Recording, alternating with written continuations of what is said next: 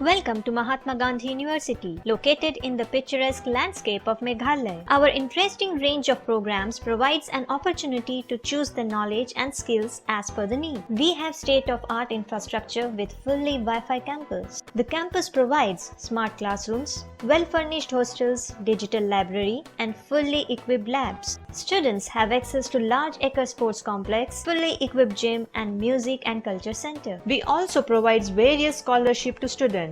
Admission open now. Just walk into the campus or give a call.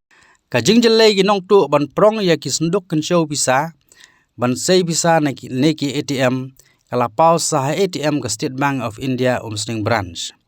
Katkum Abhijit Das Chief Manager ke SBI Umsning branch ulai thu bo we nong tu ulai iling ba ka CCTV ba ularung ha ka tegi ATM balakhang tala bat pen praru i jing khang ha ka step jong ka life way nailar por kumbal lai baje tamai ai jong ka step walau teu nong tu ulah persang ban tu bisa na ka ATM pen ban sim nala ban kendang wala lai i bo ra hakti ki tiar ban khruaj ne kendang ban yo rong pisah ba ka jing thmu jing u kala pulam no la ban kedo bo teu runar balaka dur khmat bhai la de ulah rong ha ka jaka kan show ban sei bisa ban tu bisa bat imat udai bompat tibet ne kawan kan san ka jing tip lem ne la ban long ba uting yo don balap kat bau dang bun kam kumta ka jing thmu tu bisa jing u kala pulam no ki pulet habala yo ekran halor ka jing ja kilai thu bekin dang thwet yo teu runar ka dur khmat bat kerpat ru la don ki ba yo jing tip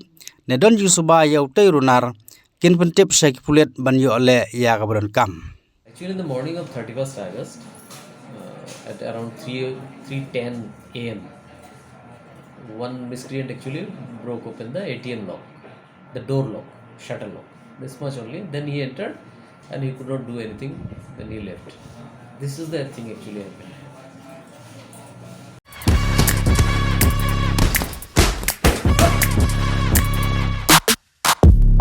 Aduh kat no ngin syaset patok paune virus.